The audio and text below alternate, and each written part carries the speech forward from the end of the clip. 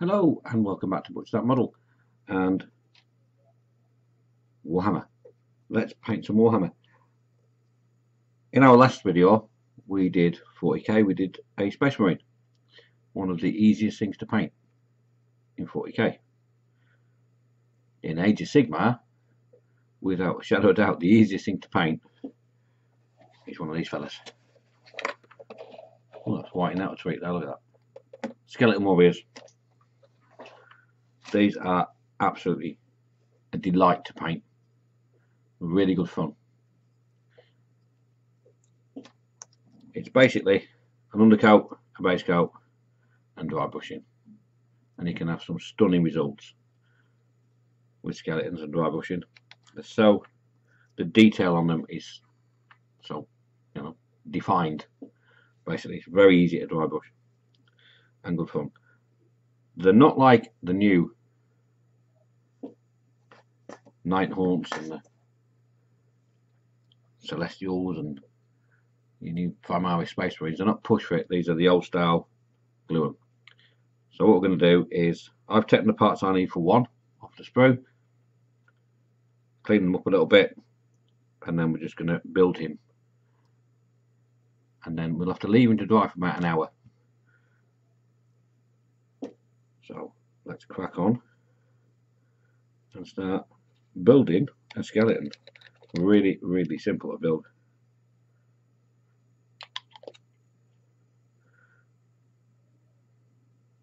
Tiny bit. Hold it for a second and then run it a tiny bit in the gap. Give it 5 or 6 seconds to set.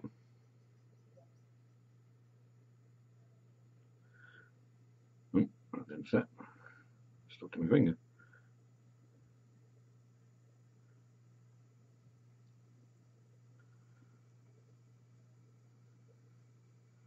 And then we'll stick his head on.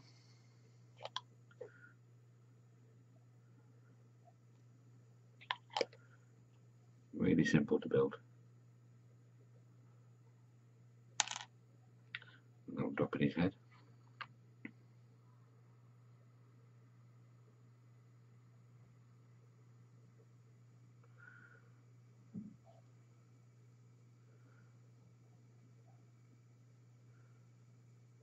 So his body's sitting properly. Even below. Let the glue flash off a little bit. Right, and then we'll leave him about 5 minutes, and then we'll put his arms on. So instead of sitting here waiting for 5 minutes, we'll time machine him. Time machine, right, he's pretty solid now. What we'll do now is we'll put his arms on. We don't put the shield on because that will cover some detail that we make it awkward to get in and out of. So bit of glue on there.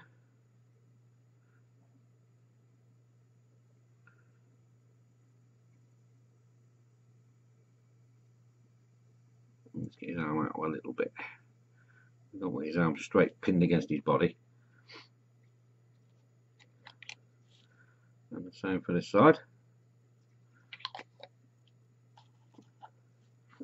The arm with the spear. These are really simple to build.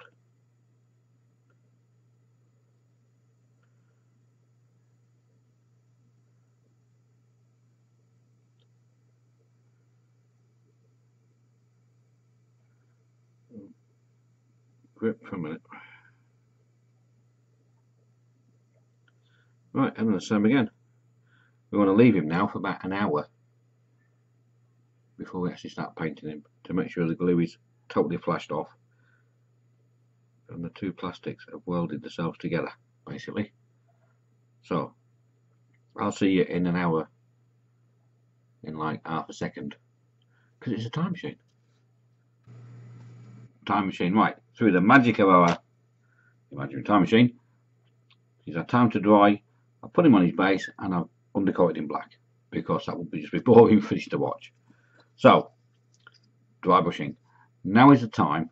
Right, if you ever get a chance to, when you dry brushing, it can be quite a messy technique. So if you can, you want to do that first before you do anything else, because then it doesn't matter if you go over and you catch bits, because we're going to paint over those later. So, dry brushing. And what I said about dry brushing, load up your brush, get a good about it, get it in there. Right, get a bit of kitchen towel, work it into the bristles, and then get as much of it off as you can. Let it soak for a bit. All you want to do, remember what I said about paint, it's pigment in a medium, a carrier. You want to soak up the carrier. Now look at the brush now. There's nothing on that. You think there's nothing on that? There's still the pigment, like I said, trapped in the bristles. And then what you want to do is start gently go with the details. So his rib cage, you want to go up and down it. Don't go that way, because you don't want to get paint inside the ribs. You want to get paint at the top of the ribs. So you're leaving the shadow in the ribs, which is your black undercoat. So you pre-shaded it, basically. And this, like I said, takes time. It's not a quick technique if you want to do it so that it looks good. It will take time and patience, which is something, like I said before, I can't teach you patience. You're going to have to learn that yourself. You're going to have to teach yourself patience. But once you've done a couple of these this way, and you've persevered with the patience bit, you look at your finished miniature and you think, that looks amazing. Whereas if you did it where you can still see paint on your bristles, you will dry brush, but you'll leave it be very thick. You'll clog up some detail, and you think, well, I don't like that. And then you get to the stripping miniatures of the paint you've put down using Dettol in the UK, or green stuff. Is it green stuff in America? The stuff you use for oven cleaning? You can strip paint with that stuff. Purple power, is it? I think something like that. I don't live in the States, I don't know. If you live in the States, let me know. It's purple power, isn't it? The oven cleaner thing you can use. But in the UK, we prefer to use Dettol. Right, so already you start to see that's picking up the bone colour on his body. Now this is going to take about, probably take me about an hour, the way I do it, nice and gently. Alright, learn patience, take your time doing your dry brushing, and it will look 100% better. So what I'll do is I'll pause this again, I'll carry on with my dry brushing, and I'll show you what the first coat looks like in a second, in a nanosecond to you, in an hour to me, ish. It's a time machine. Time machining, right. He's had a good old dry brushing. That's the first layer down. So what we're going to do now is we're going to give him a wash.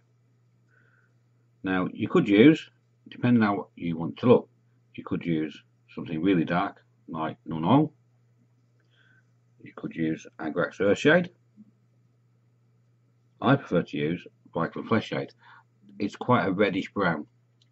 Now I like to make mine, like I said, look like ancient bone. And this is just the way I prefer to do it, is using Vital Flesh Shade. So we'll give him a good old wash with this. And literally, I mean a good old wash. Get it in there.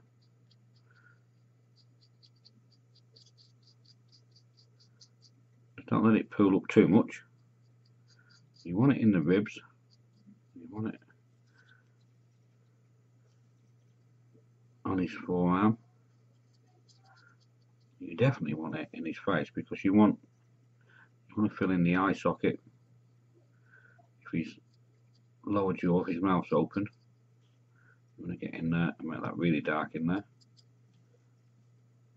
Now, same with the washes, you can take it straight out of the pot. That's what it's designed to do. You can thin it down with medium if you wanted to, but it's specifically designed. This is liquid talent. This stuff, it's fantastic. It's amazing stuff. Right, so he's had a good old washing now. Now we want to leave him. I prefer to leave him. You can leave him 20 minutes. I prefer to leave him for an hour because inside his ribs it's very defined and it's quite deep. So we want to make sure that the wash we've just put on is perfectly dry before we start moving on to our next level of dry brushing. So yeah, again we'll use our time machine and I'll see you in a nanosecond in an hour. Time machine, right, we're back. Now what that's done is that's darkened what we've put down considerably. Now that's a good thing in certain areas. Now what I mean by that is the front of his chest, he's going to have a big shield. He's holding a big shield. So that's going to be in shadow. We want that. What we don't want is I don't want it too dark or down his back. We want to lighten that back up again. But we also want to leave certain areas really dark, like his shoulder blade. Now if you imagine a shoulder blade, it's not flat. It's like a bowl shape. So we want to leave some of the dark in the very recess at the bottom of the bowl. So what we'll do is you'll use the same colours we put down earlier before the wash, just to bring that back up a little bit. And when that's dry, we'll go into a lighter shade, which in this case is going to be charity bone, and then we'll give it another dry brush. So let's crack on with that for a bit.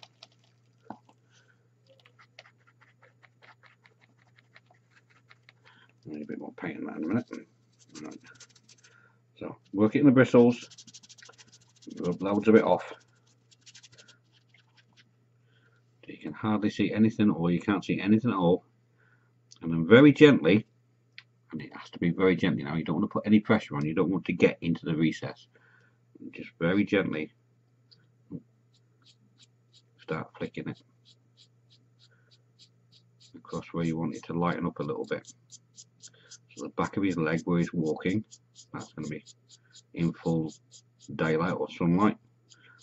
If it's a nice bright sunny day, of course. It might be very overcast, and typically British weather, well, it might be the height of summer. It doesn't matter. It's still going to have daylight or some form of light hitting. Well, shadow isn't going to be. Try and make your things. Think about light and shadow. And if you start applying that, so work out in your entire army which way you think the sun is shining on that particular time of day, and make sure you do all your models in that unit in the same way. So like the light's coming from the left, so the right hand side would be darker because it'd be in shadow. You'd be amazed at the difference it makes. I know it sounds simple when somebody tells you about it, but it's something you wouldn't normally think about. You just paint it all the same hue, the same colour all the way across your miniature, and it looks alright. You do it that way. If you think about where the light's coming from and where you're going to put your shadows, it will look a lot better. And it's things like that, it's thought processes like that that will change you from a very good miniature painter to an excellent miniature painter.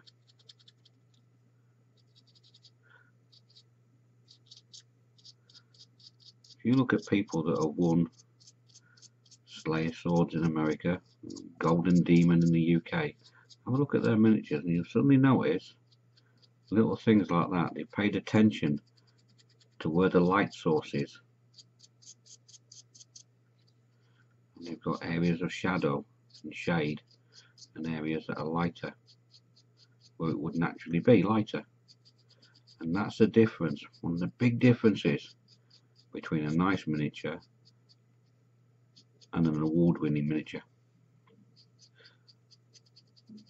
One day I may win one myself. One day you might, and you might look back to this video and think, oh, do you know what, I'm going to just nip that, I'm going to nip a quick email or put a post on Butcher That Models thing and say, cheers Dave. It'd be nice if it happened for both of us. But why not try for it? Think about how you can make your miniatures or anything you're painting look better. Right, you see what we've done now? His back, where the sunlight is, especially on the back of his leg, is a lot lighter than the front of his leg, and the chest area where the shield's going to be covering it. Right, so we'll give that 5 minutes for that layer of dry brushing to totally dry, which is, I love using acrylic paints, they dry so quickly. It's fantastic stuff. And then we'll come back and we'll use our next lighter highlight, which in this case is going to be Shabby Bone. So I'll see you in a half a nanosecond in 5 minutes. Time machine. Time machine. Right, that's our time to dry. What I've done now is I've gone down a few brush sizes. I've gone down from a number 6 and down to a number 3. I could have carried on with number 6, but the smaller details, we're going to start getting a bit more precise on where we're going. And a chunky old big old brush that is great for covering big distances.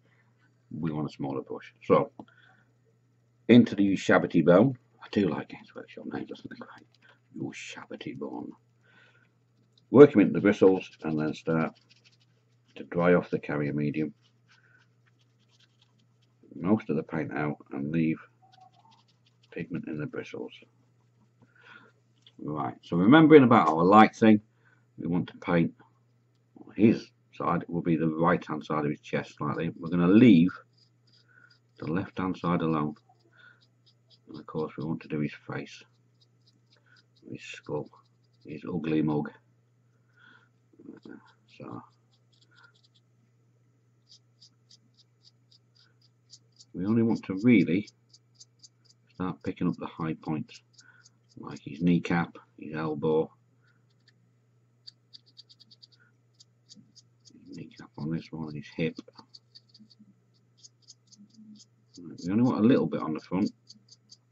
Just don't forget our light source is coming pretty much from behind. A bit more on the brush, get it off. Now we really want to go to town on his back, and especially the back of his left leg that's behind him, which would be in full light. So literally very gently we do his spine, because that's very pronounced, and we're not putting huge amounts on, we're just literally hitting the highest points on the back of his pelvis, the back of his leg, the back of this leg, and the back of his arm.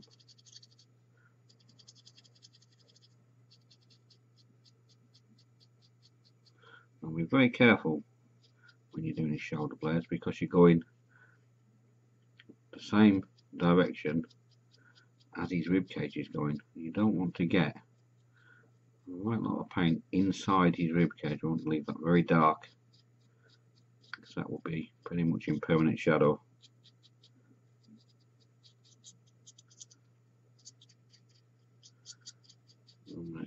I reckon we'll do this arm a bit more on this arm and his hand. And just very gently in the tips, very raised points. And there we have him. Now we'll leave that to dry for a couple of seconds, and then we'll use a tiny bit of pallid witch flesh, and we'll do areas that we want to stand out. like his skull, and some very, very high points like his kneecap and the back of his leg. So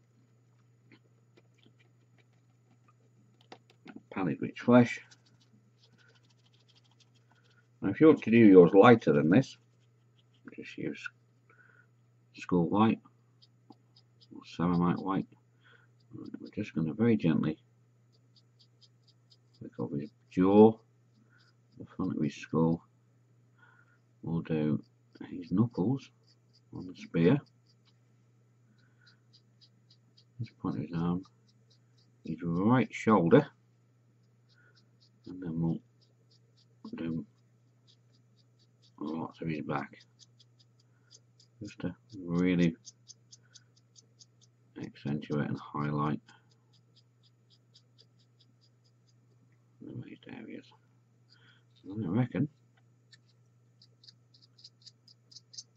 we'll do his kneecap and his right leg that's facing forward. I reckon that is a dry bush skeleton.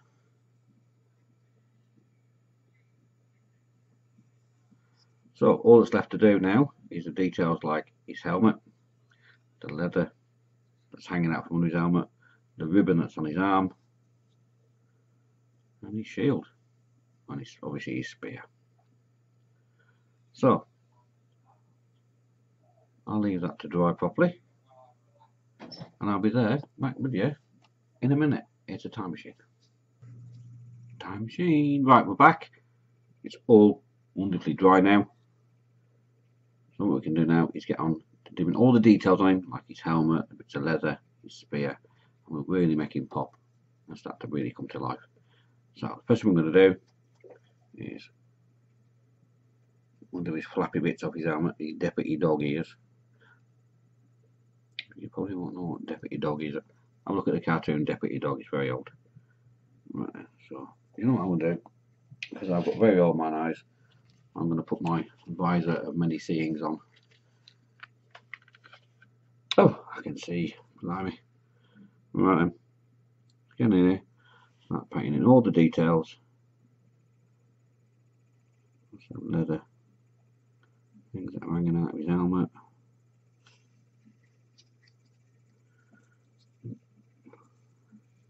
Remember what I said about getting into places? Hold it upside down. Different angles. Nowhere is it written that you must paint things rigidly that way up. You'd be amazed at how many people do. I think it's some sort of in stone written down law. I must paint it this way. No, you mustn't. Why would you even think that? Paint it the easiest way possible. I reckon that'll just about do it for his leather strappy ear things, flappy things. Gonna wash off. Next thing we'll do is do his helmet, do his lid. Now, I've been going at this now in real time with drying times for a couple of hours now. And before we started, I put all the paint we needed on our wet palette, and it's all still perfectly wonderful and workable and usable. Don't forget, check out, there's lots and lots of videos online on making a wet palette, and they are absolutely fantastic. They're a godsend. Once you've used the wet palette, you'll never go back to not using one.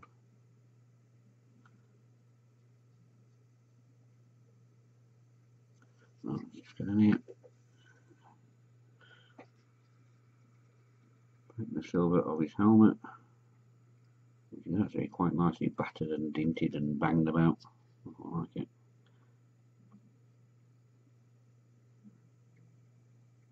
There's a few knocks to the head of this fella.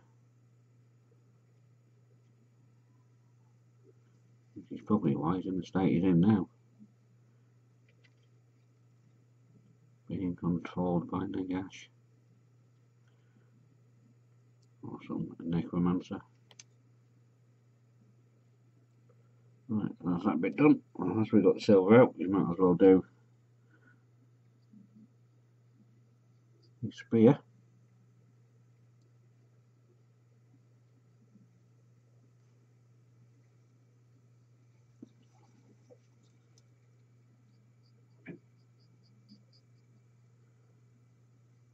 Now you may want to do 2 coats on his spear. I'll just get a bit of tissue out.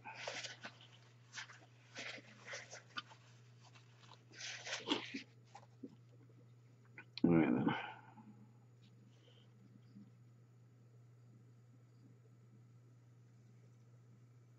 I reckon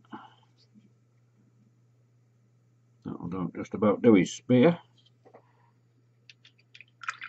Go sure. And all we've pretty much got to do now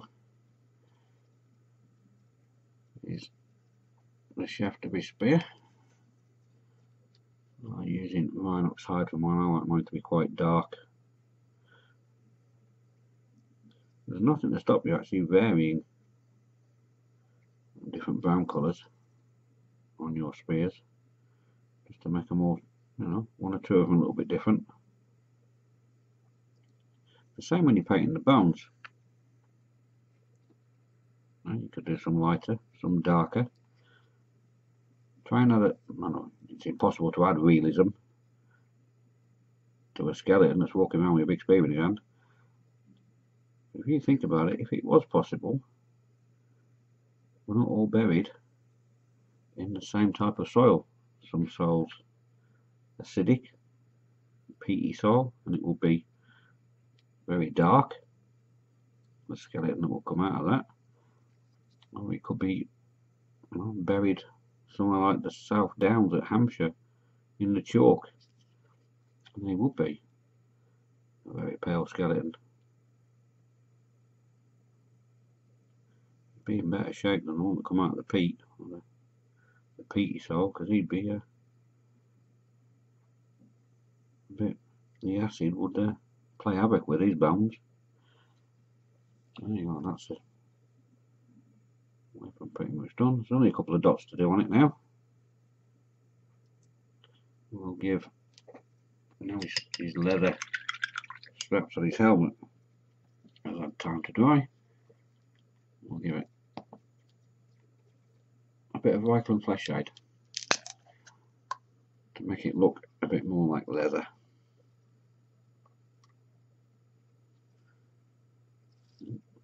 Way too much paint on there. Some of that off. Not paint, but wash. We don't want it running everywhere. Not at this stage. We want to be very selective now. While we're dropping paint and washes in.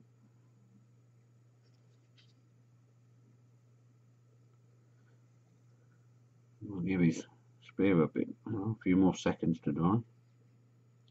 Now what we could do now is we could use the same vital and flesh shade or Agrax earth on his helmet and his spear. And what that will do, once that dries, that will give it a nice rusty appearance.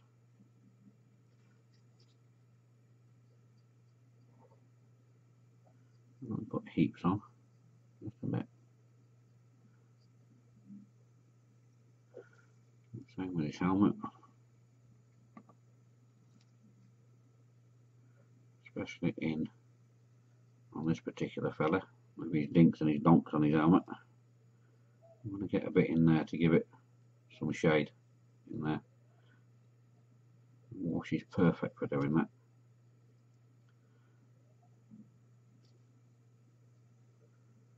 And we'll give that about 20 minutes to dry. We'll do what we did on the night haunt weapons and things like that. We'll give it a little bit of the other magic technical paint, lilac oxide, and that'll just give it that very old patina of ancient metal.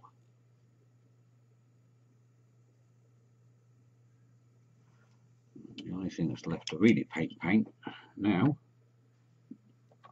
is the ribbon, a bit of cloth he's got around his wrist and his spear. In the paint, pull back and twist, paint bristles to a point. Let's get in there and put some red down. And what I'll do is just give it a bit of a contrasting colour, a bit of interest.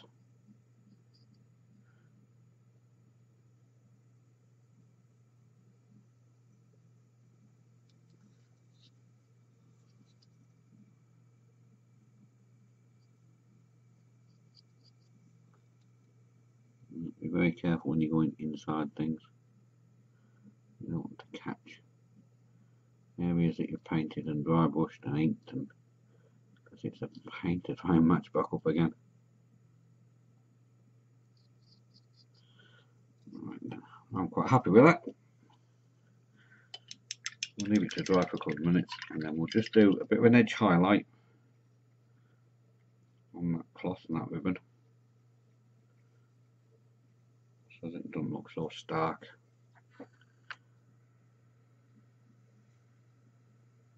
Come on. Blowing on it helps dry it off with acrylics. Don't do it for too long, though, it gives a headache. I'll go for a slightly lighter red, the Evil Sun Scarlet. And using the side of a brush, just run it along the edge of that bit of cloth. And what that'll do is it'll just pick it up on the edge and give it a really nice highlight. If you wanted to, you could go even further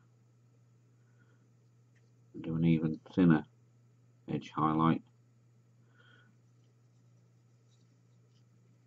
The one I've got on my palette for doing that is Blood Angels Red. But it's literally just a very, very few tiny little lines.